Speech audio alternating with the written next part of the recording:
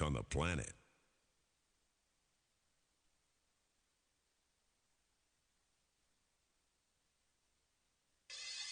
It's time for Stages of Life Radio with Dr. David Klein. Have a medical question? Call 407-422-1212. That's 407-422-1212 or text 23680.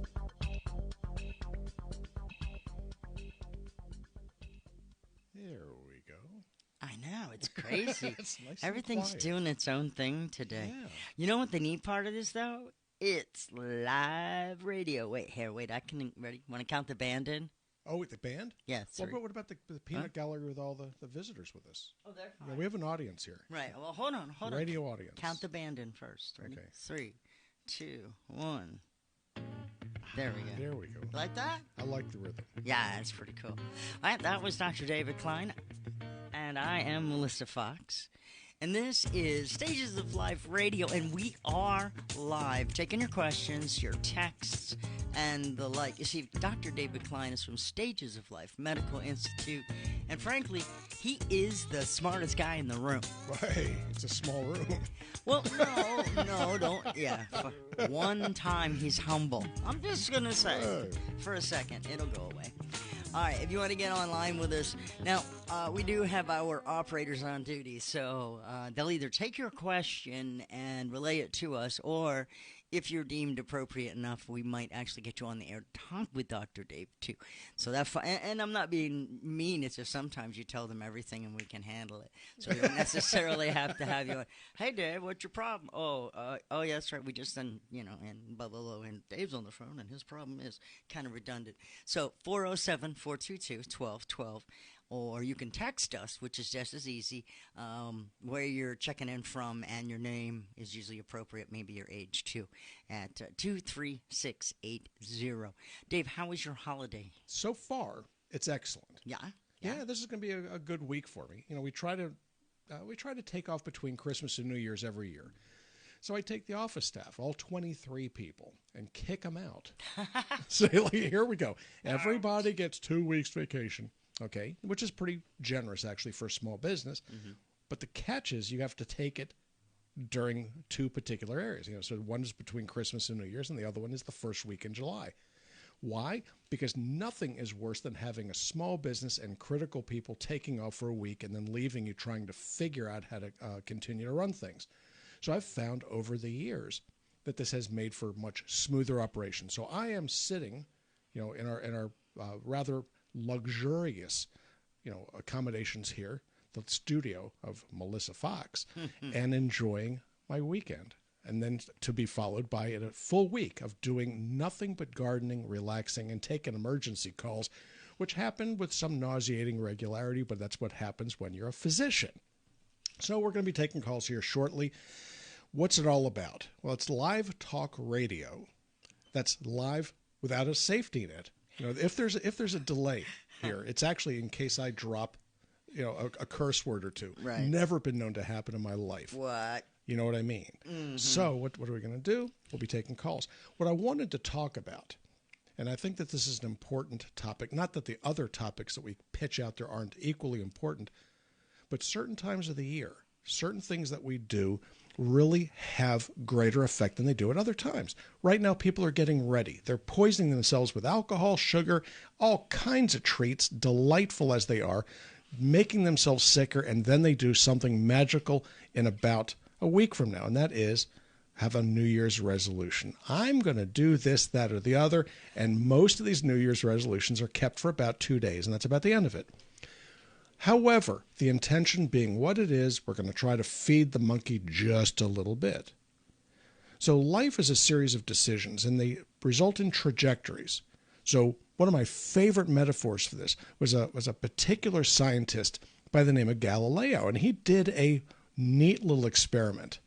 The experiment was to demonstrate the effect of gravity on objects. Now, at that time, they really didn't understand what gravity was. It was enough to know that if you dropped something, it fell. That was an interesting observation. But what falls faster? A ton of brick or a ton of feathers? And what he did was he took two weights, dropped them from the Leaning Tower of Pisa, as the story goes, and they both fell and hit the ground at the same time. Now, it doesn't tell you who they hit. Okay? It doesn't tell you what damage it did to what did down below. But they both fell at the same rate, and that was a big deal because, after all, after repetitive experimentation, it was demonstrated that things fell at the same rate. They accelerated at the same rate. So it's not just a matter of speed, it's acceleration due to gravity. And there's certain things about our lives, our health, our metabolism that also reflect certain elements of physics. They will happen whether you believe it or not, whether you believe in it or not. You can tell me that you don't believe in gravity, and it doesn't matter because gravity doesn't care. It's still there, right? It is there just the same. Surprise! It's an immutable force of nature. You can measure it. You can defy it if you believe in certain types of magical illusions, but you still have to respect the fact that when you walk, you're walking on the surface of the earth, round or flat, depending upon how smart you are and how much you decided you wanted to believe what's out there. But gravity is what's keeping you connected. So what is it about medicine? What is it about nutrition? What is it about decisions that you make that have very much the same effect? So here's how we're going to take this. Doesn't matter whether you believe it or not. Doesn't matter what your chiropractor told you or your hairdresser. It doesn't matter what your 5th grade teacher told you. There's certain things that really remain truthful. And as we go through life, as we study more, things that we believed were truth just as quickly can be dispelled. But it doesn't mean they're not important. It just simply means we understand more about them. So when I was a kid, when I was in high school, when I was in college, it was, well, gee, nobody really knows how aspirin works. To this day, people come and tell me, well, nobody really knows how aspirin works, because that individual's ability to read, study, or interpret what's going around seemed to stop maybe 40 years ago. Yeah, we do know how aspirin works. We do know how viruses enter the body. We do know how bacteria replicate. We understand how we can make cancers and how we can kill them. So it doesn't really matter that you don't know that. The fact is that it is known. And if you have the wherewithal, you can find out for yourself. You can actually read about it. So life's trajectories reflect truths. If you're an artillery guy from the Army, you're going to know that if you want to get a maximal distance range from that field piece or your sidearm or your long arm, that you set it about 45 degrees. That's going to get it out there the furthest. Now, these are not self-projectiles, okay, things like shoulder-held weapons. That's a little bit different. So those of you out there that are looking at recoilless rifles will understand that I get it too. But when it comes to a standard fire, 45 degrees will get you the furthest range. In life, range translates into longevity or into productivity or performance. The longer that you're able to perform as a professional athlete, the longer you're going to continue to get a paycheck for it. The longer that you can continue to broadcast as a professional, the longer you will get paid for it. Physicians, same thing. The longer you stay in practice, or if you want to stay in practice, the more you get paid. It's true of everything. The longer you live, the more you produce. The longer that you live, the more that you will do. So what's this about? Why do I care, and what am I building up to it? And what I'm building up to is this, is that there are things that you can do now that are going to make great changes in your life, make you work better, harder, faster, happier, and with fewer disease states in 10 years, 5 years, 4 years, 2 years, 6 months from now. It's fun getting patients diabetics. It's a gas. I just absolutely love it when I get them off of insulin. You're not supposed to be able to do that, Doc. Yeah, you can. Oh, you most certainly can. You have to understand that there are reasons why people become diabetic, and if you fall into one of those categories, you too can get off of insulin. High blood pressure. Why did you get it? Do you think it's magical? Depression. Why do you think you have it? It's nothing magical. Osteoporosis. It's fun reversing osteoporosis without using these bisphonates that make your teeth fall out. And we're going to get around to discussing these things after these important announcements. We have some texts about gut health and biopsies of the prostate, which we just talked about last week. So lots of stuff going on here that we will address. Self-prostate exam. We're going to get around to that. 407-422-1212. Go ahead and give us a call as well, because we got an operator standing by. This is Stages of Life Radio. We are live right now. It's a little bit after, it's 4:16 on News Radio WFLA Orlando. Yay, I forced someone. Hi, Dr. Klein and Mrs. Fox. I'm Kevin, 58. Have a question about ED. I knew what that meant, but he wrote it out. Yeah, well, good for him. No, you define your abbreviations. He's correct. My hormone levels are normal. What can I do to get better? Okay. There are a number of reasons why people can develop ED, and what hormones and what those levels are really depends on what you checked. So what hormones may be involved? Testosterone is the one that you generally check. That's fine. But what's your estrogen level doing? So the estradiol ratio, the testosterone to estradiol ratio needs to be right, or the hydraulics don't work. Very, very simple, very straightforward. What's your progesterone doing? Progesterone is an aromatase inhibitor. So when you have enough progesterone, the balance seems to work. But there are other things, other hormones that you may not be checking. Prolactin is one of my favorite ones, looking for ED and lack of libido. Now, if you're diabetic, insulin levels are wickedly important. So you need to know your insulin and you need to know your blood sugar. I don't really care so much about your A1C, but I really do care about your insulin to glucose ratio. What about your thyroid? So I'm glad to hear that your hormone levels are normal, but I hardly think that you actually looked at it very thoroughly. After that, you look at vasculature and you look at nitric oxide balance. And so there are a bunch of things you can do to fix ED. Does it work every time? The answer is no. Nothing works every time. But it's remarkable how well you can do this if you're consistent in your diet and you're consistent in the way you treat it. So, yeah, Kevin, this is going to be a whole show. We're going to do a whole show on ED.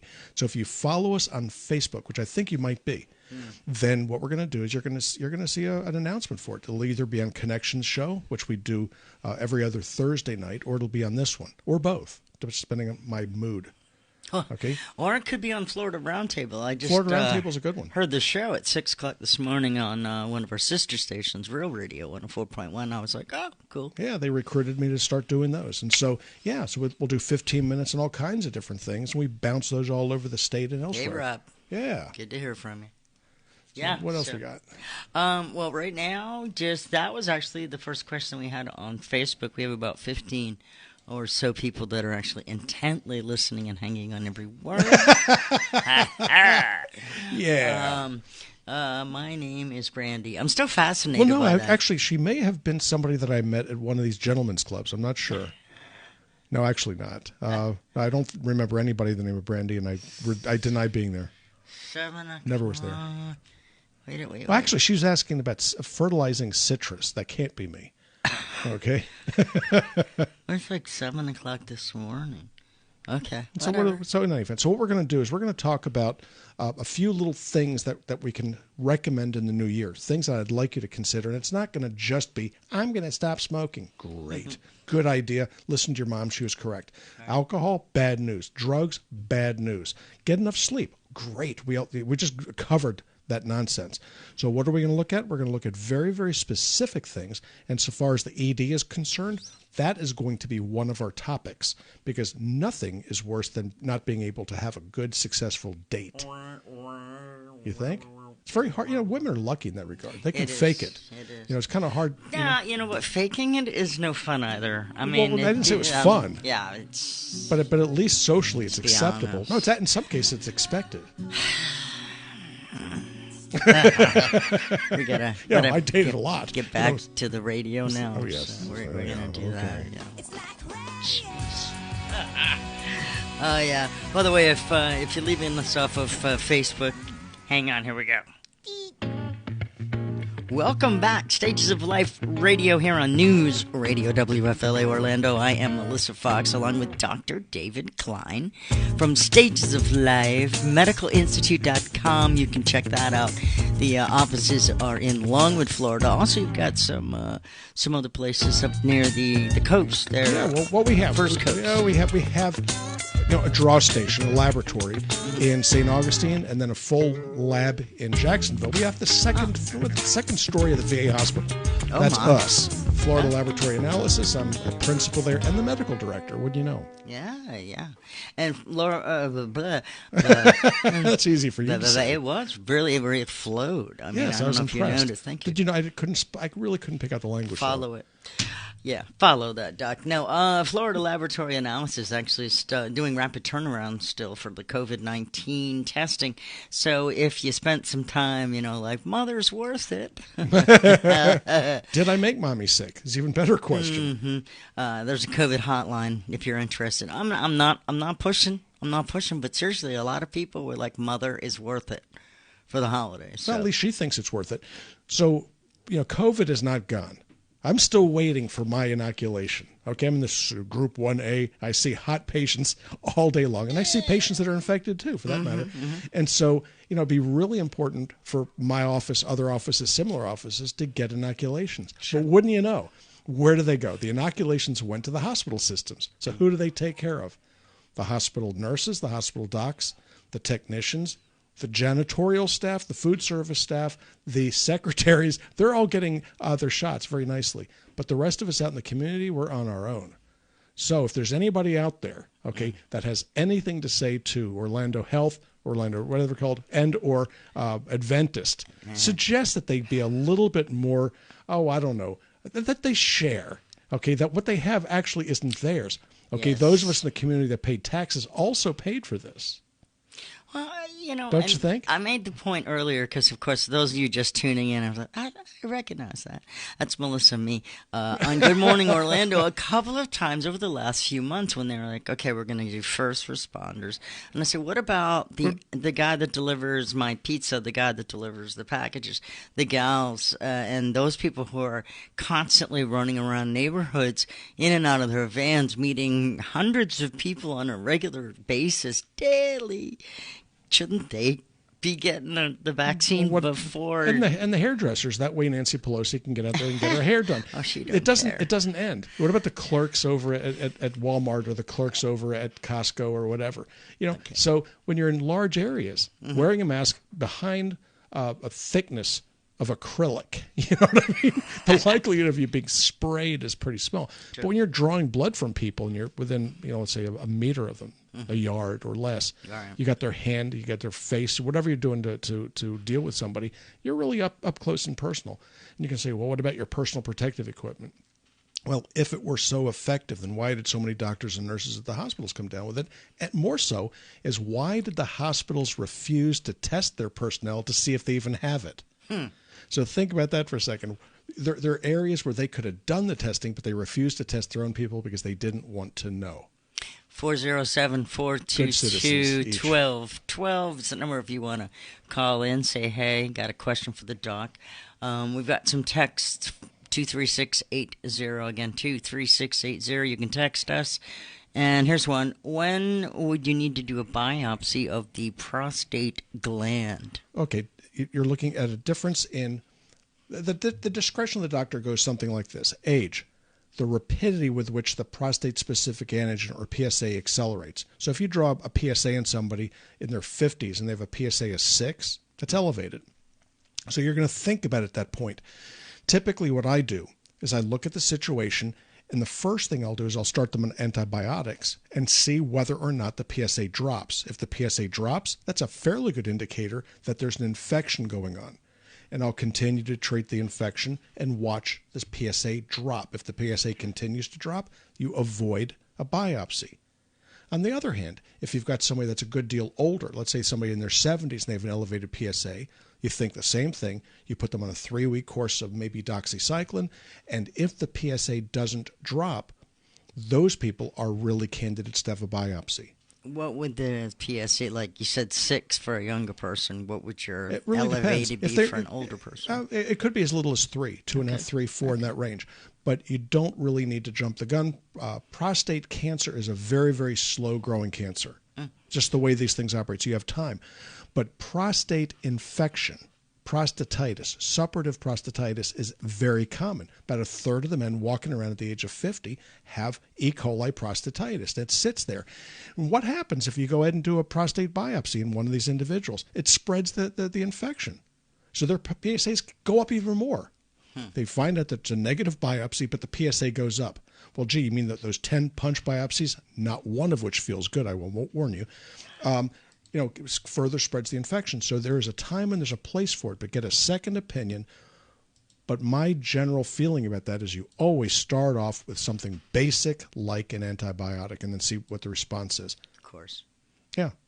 So, but anyway, more importantly, okay, there are ways that you can actually prevent prostatitis. There are ways that you can prevent ED. One of our texters was interested in mentioning erectile dysfunction.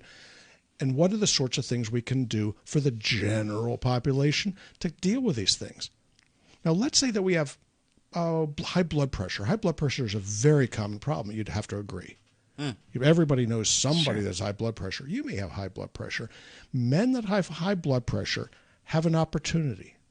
And the opportunity is to treat their prostate and their blood pressure at the same time with the same medicine. This is called a twofer, okay? That's a technical term we use in medicine to say that we're going to treat two things for the price of one. A twofer. You never see that anyplace else. All right? And so what are we talking about? We're talking about using a medication called prazosin or another one called terazosin that are marvelous blood pressure medications that have other salutary, that means good effects, as well as shrinking the prostate. I appreciate the fact that you dumb it down for me. I'm not dumbing it down. I'm being facetious, actually, because that's a reflection of my sense of humor. Without getting whacked. So how these things work. So what I'll do is if somebody comes in and they wake up 2 or 3 or 4 times at night, which is a sign that the prostate may be a little bit wonky, that how it goes, medical term enlarging.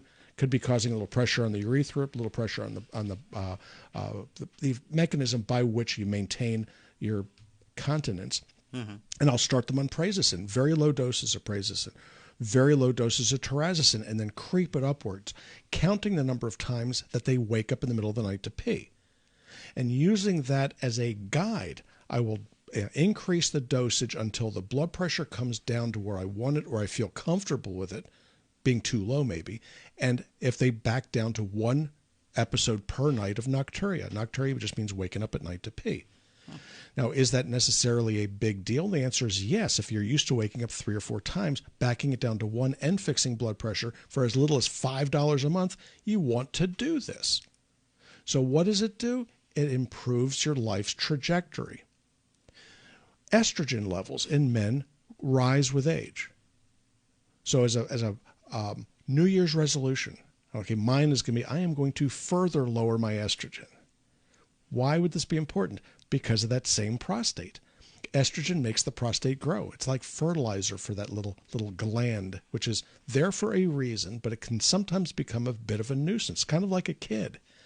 They're great when they're quiet, and when they start to act up, they're not so marvelous, right? This is the season, right? Little Johnny's out there. Let's give him some more chocolate, okay, and a lot more sugar, and then watch him tear the house up, and then you wonder why.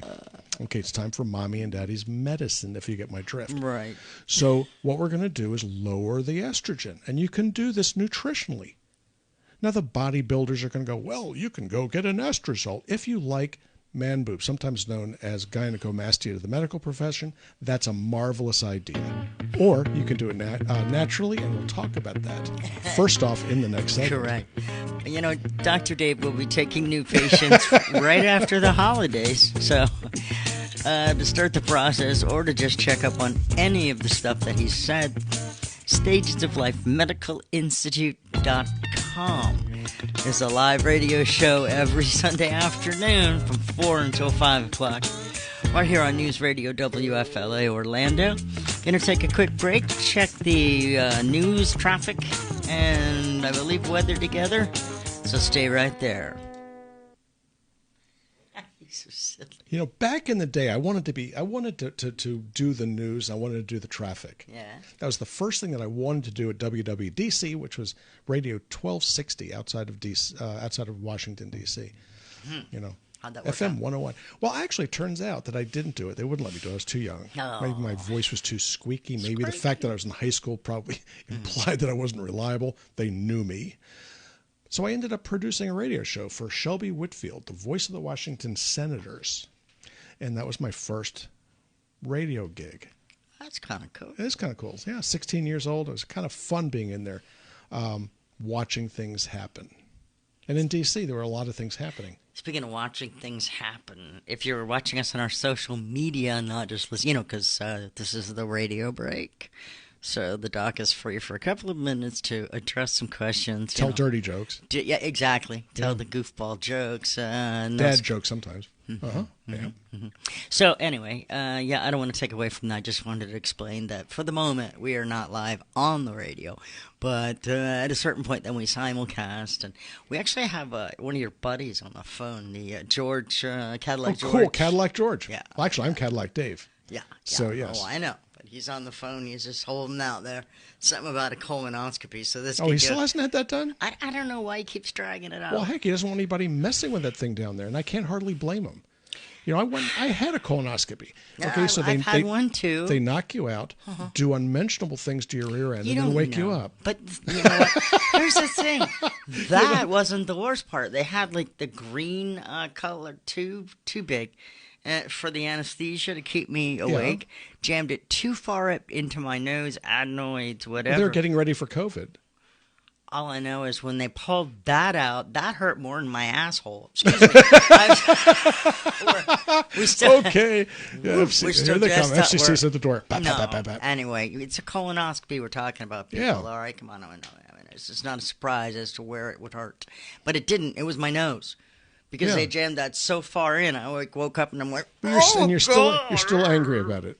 Yeah, I'm still angry about it. Well, the definition of a colonoscope, right? Not in my nose. It's a long silver instrument with a rear end at both ends.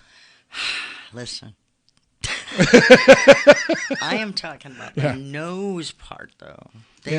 They hurt my nose. Yeah, but a colonoscopy, okay, the routine colonoscopy you think is not that big a deal. The prep takes 2 days out of your life on the front end, but a certain number of people don't do well with it. Perforation of the colon can happen, and when it does, it can be life-threatening. Mm-hmm. So when you go in and do colonoscopy, don't go in there and think that it's necessarily 100% easy. There's something out there called Cologuard, which is what I recommend to my patients now. Marvelous thing, where you poop into this plastic device. We call it the plastic hat, because that's kind of what it looks like. Right. And you ship it to the lab, and they look for colonic cancer DNA. And that is very, very sensitive, and nobody ever dies or ends up with additional surgery from doing this. Well, you're not going to However, if you don't seal the container up real well, somebody on the receiving end will wish to kill you. These are these stories.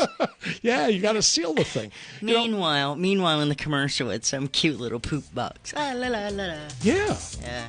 All you do is there it is. There it is. It's dancing on the screen right now. Oh, looks like it's time to go. What? Did she say that? No, I did not. Anyway. It's time to talk again. We've got George, and we're coming back to the radio, Delio. And right now they're putting a disclaimer on the radio going, we have nothing to do. Good move there. FLA, about 30 minutes late. Welcome back. Stages of Life Radio. How are you? Dr. David Klein, and I am Melissa Fox. You can follow us both. Yeah, why not? Follow me first. Melissa Fox Radio.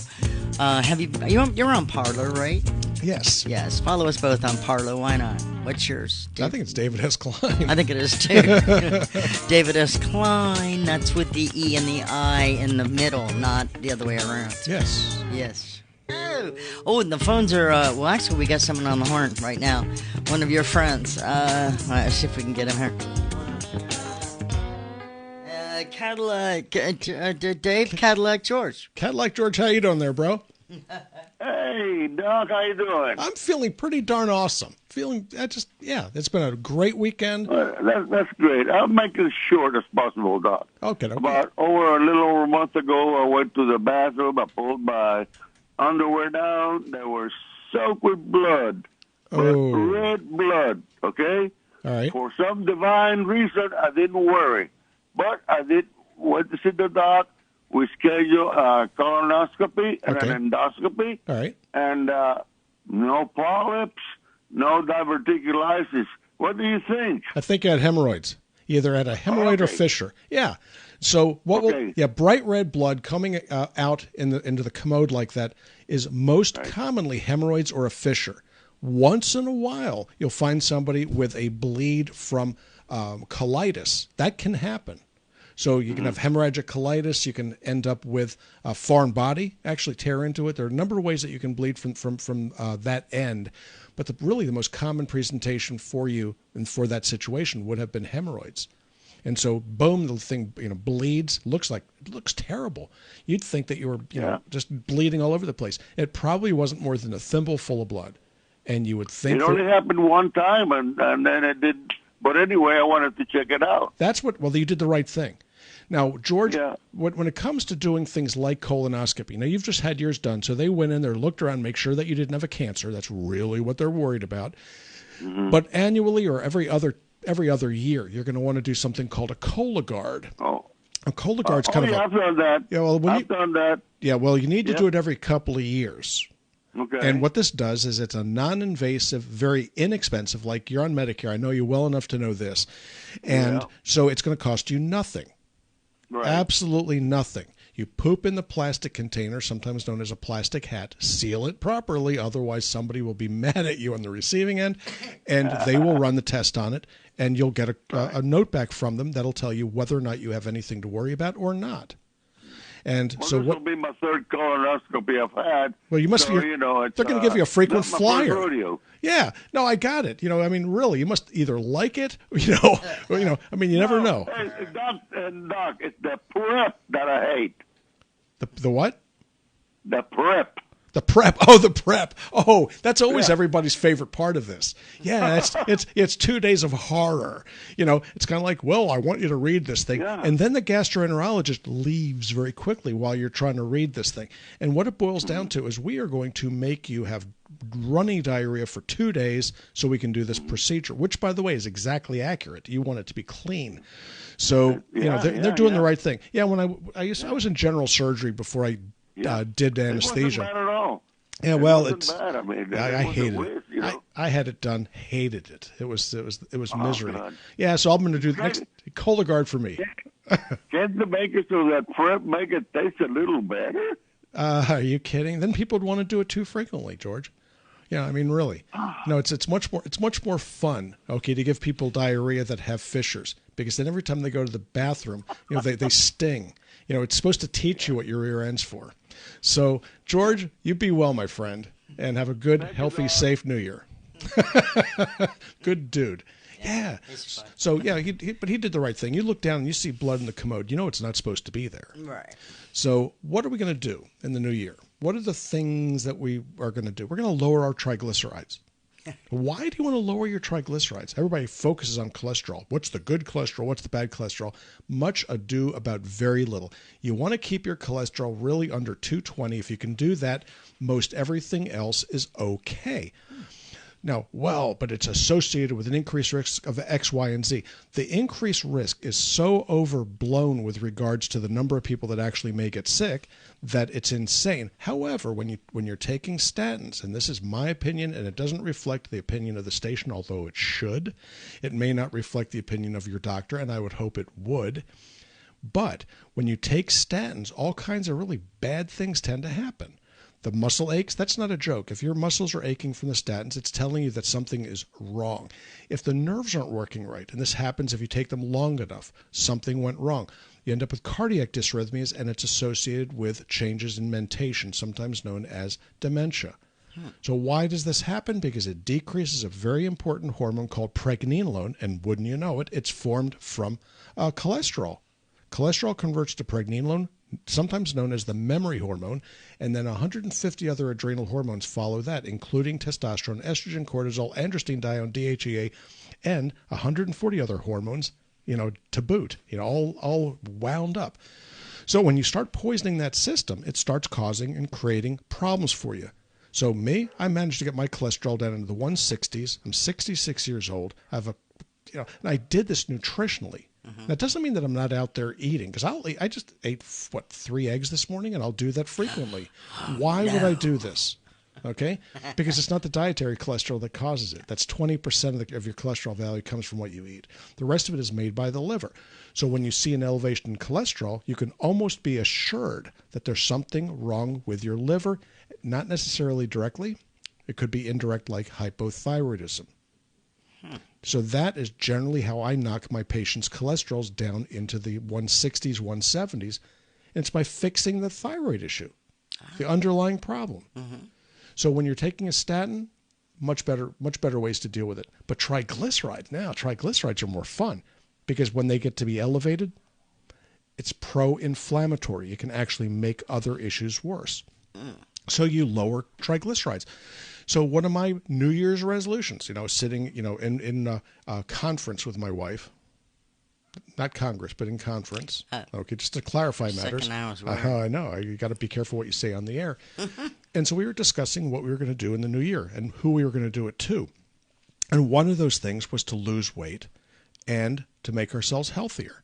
Now, we're both pretty healthy right now. Okay, so it's just a matter of polishing the app a little bit. So what are we going to do? We're going to lower our triglycerides. How do we do this? We do this by eliminating trans fats from our diet. And these are the things that are lipid, oil, and whatnot, but that are solid at room temperature, by and large. Things like margarine. It's poison. Margarine is poison. Absolutely bad stuff for you. Eat butter if you have to have something. Right. Olive oil, better. But margarine, if you want to have some fun. This is in Florida. We can do this. I was running around without shoes on this afternoon. Those of you up north that are listening to us, too bad for you. No soup for you. And so, but if you put a pat of butter beside a margarine and stick it on a plate and put it outside, here we have these insects and lots of them. The insects ignore the margarine, eat the butter. They are smarter than we are. Okay, think about that. Yeah. Okay, the flies won't even touch the margarine. You can leave margarine at room temperature for a year and nothing will happen. You can probably find it in the pyramids. Okay, they were buried with the pharaohs and it's still there ready to be spread. So what we're going to do is we're going to lower your triglycerides and prolong your life. Lower your triglycerides, help you with your arthritis. Lower your triglycerides and help you with your heart disease. I feel a pattern here.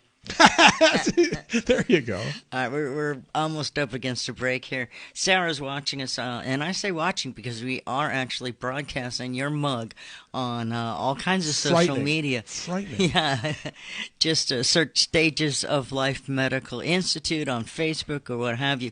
But Sarah, she said, could you explain the Cologuard poop hat method so that you don't have to ever have anyone suffer through the colonoscopy prep or nasal passage trauma, which I had explained off air. Okay, what you do is you go to your doctor, okay, because you have to get an order to get the Cologuard. So you go to the doctor. Say, gee, Dr. Jones, can you please do a Cologuard for me? And then we'll discuss the technique when we come back in a moment. Oh, look at that. Hey, I'm getting good at this. It's a tease. I like that. It's good. We are live, by the way, and we will take a call if you like, 407-422-1212. I'm so excited to talk about the poop hat method when we come back. Melissa Fox, Dr. David Klein from Stages of Life Medical Institute. Yeah, he's off this next week, but right after the beginning of the year. We're opening things up again. Yeah, everything we will be taking new patients after the first of the year. Fair enough. This is News Radio WFLA Orlando. I cannot find the button. Wait, here we go. It's here somewhere. Button. Who's got the button? Wait, no.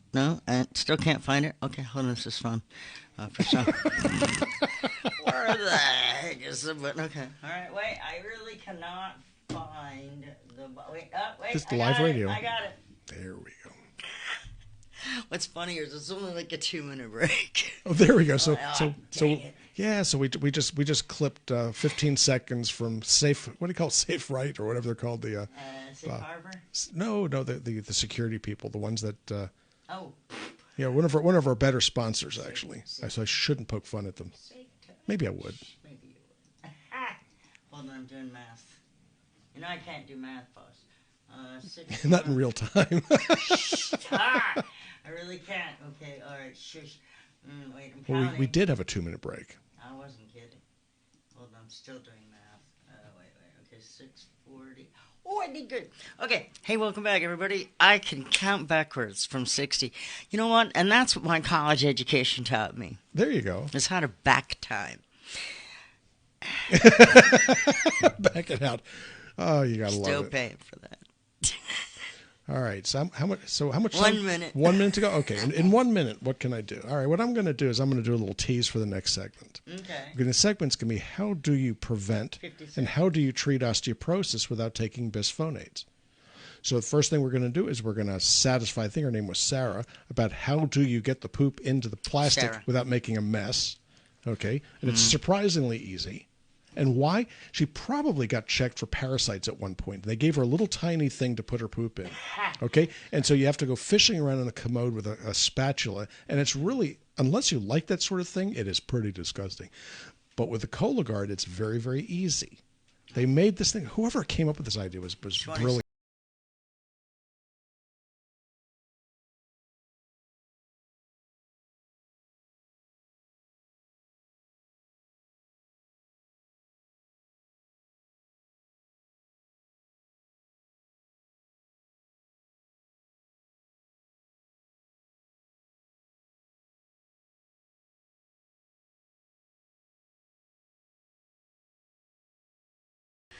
Oh, goodness. Welcome back. Wow, that was so quick. Hi, everybody. It's Melissa Fox and Dr. David Klein from Stages of Life Medical Institute. Do join me tomorrow morning, won't you, as I wrestle in Simon Conway, if you're working in the morning. There you go. For Good Morning Orlando. Should be interesting. God knows what I'll say. Okay. So, Dave, we have so many things to address. Okay, well, first thing. Poop in a box. Okay, because one of our callers from Facebook asked, how exactly, okay, do you get the poop into the box without causing a mess? So this individual, okay, probably has a history where they had to do fecal analysis for either ova and parasites. In other words, she may have had a GI issue. They wanted to make sure that she didn't have something growing in there. So they give you a little tiny container. It looks like an ice cream container.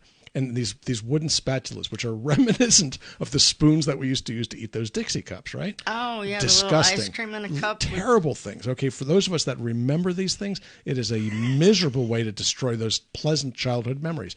And then you poop in the commode, and then you fish around to get enough. It's awful.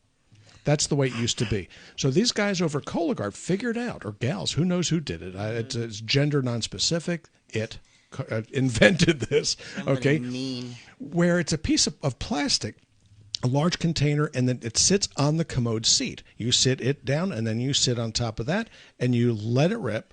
Okay, you seal it up and put it in the box, and out she goes. It couldn't be any easier. Oh. Truly, you don't have to touch it, you don't have to play with it, you don't have to smear it, and you certainly don't have to package it. You know, I'm pretty sure if your wife was here, she would have bapped you on the shoulder by now. I'll get whacked when I get home. No, it's enough. I kind of like it, actually, truth be told. So that's how that's done. Okay. Now, what I wanted to talk about is how do you prevent osteoporosis? And if you have osteoporosis or osteopenia, how do you treat it? How do you make it better without having to poison yourself? Now, in medicine, we poison patients on a regular basis with some alacrity. When you're giving an antibiotic, you're giving a poison. The difference is that it poisons the virus, it poisons the bacteria, it poisons the parasite more than it poisons you. That's the difference. It is an antibiological. It is just the way these things work.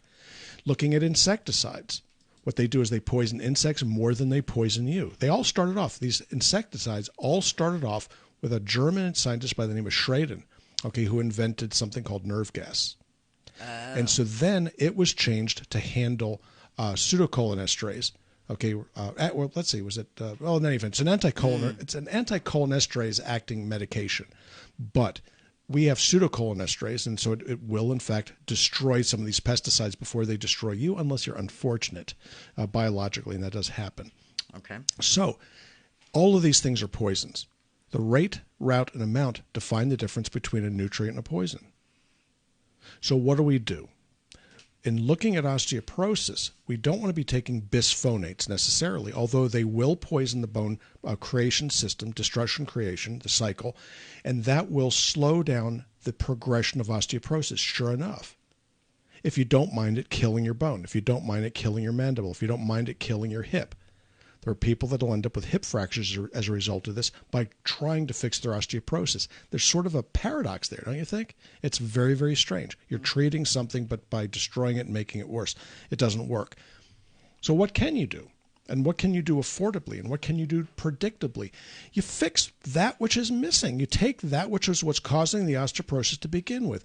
First thing, if you're a woman, you got to get your estradiol level up to at least a measurable level because it's supposed to be there.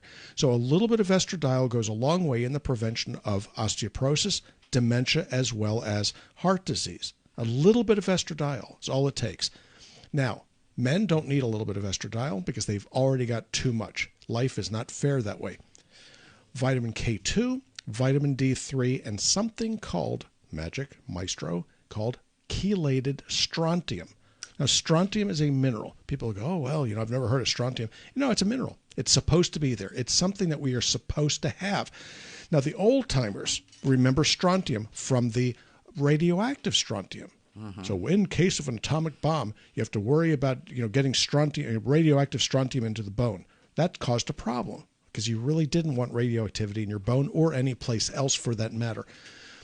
They forgot the radioactive when they start talking about strontium or thinking about, well, I don't want strontium. Oh, no, I definitely don't want that. No, you don't want radioactive strontium. So as long as you avoid atom bombs, you're in pretty good shape.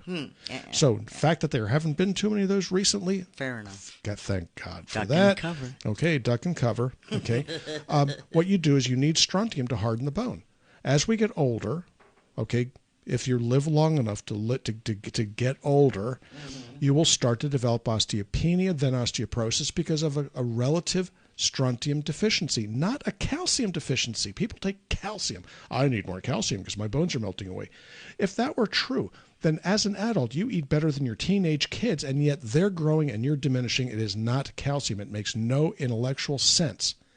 But strontium does. As you get older, your gastrointestinal tract decreases in its efficiency, so the strontium that's supposed to be in our groundwater is not absorbed enough to harden your bone. It's there like rebar is to concrete. Oh. The rebar is necessary for the concrete to have its hardness and to have its durability. That's how we ended up with these skyscrapers in New York and elsewhere.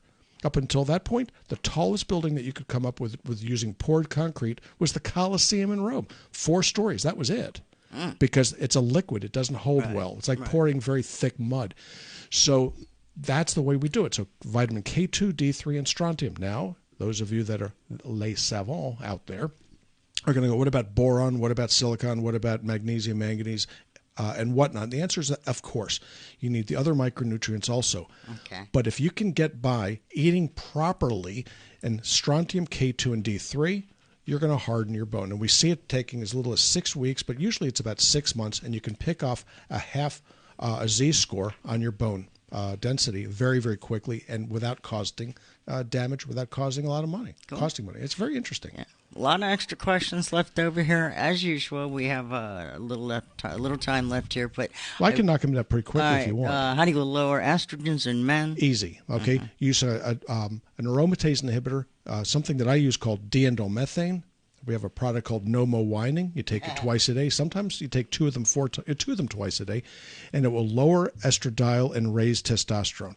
Easily done. In women, I use silymarin, which is milk thistle. You have to be very, very careful with it because if you go too fast, it can lower the estrogen in women way too quickly. So silymarin increases the excretion of estrogen esters in the bile in the small bowel. You decrease the production of it using diendomethane. Cool. And maintaining gut health. Easy. First thing you want to do is to avoid antibiotics unless you are absolutely in dire need of it. Walking into the doctor's office, I have a sore throat, give me an antibiotic. You deserve having lousy gut health. Stop. Okay, it's the way it works. So what do you want to do? It takes a year to mend the gut after a single round of antibiotics. Just think that one through. Every time you take a single antibiotic pill, it increases your risk of developing diabetes. So these are bad news. So what do you want to do? First thing is a probiotic is very, very beneficial. What type? This is beyond the scope of this conversation right here because it depends on the individual. Then you have to feed the probiotic using something called a prebiotic, and I use a very interesting approach to that. It's called Del Monte Zucchini Squash, and it comes in a can for $2. Oh, come on now. Yeah. He's right. StagesOfLifeVitamins.com if you want to check out more information on anything that the doc was talking about. Just type in estrogen or you know the deal. Hey, Doc, have a wonderful holiday, and we'll see you in the new year next Sunday. Yes, indeed. We'll talk to you then. Later. Be well. You've been listening to Stages of Life Radio with Dr. David Klein. Check out stagesoflifemedicalinstitute.com or stop by 1917 Booth Circle in Longwood near the intersection of I-4 and 434. Call 407-679-3337. That's 407-679-3337. Dr. Klein accepts most insurance and Medicare, too. Join us next Sunday at 4 p.m. on News Radio WFLA Orlando.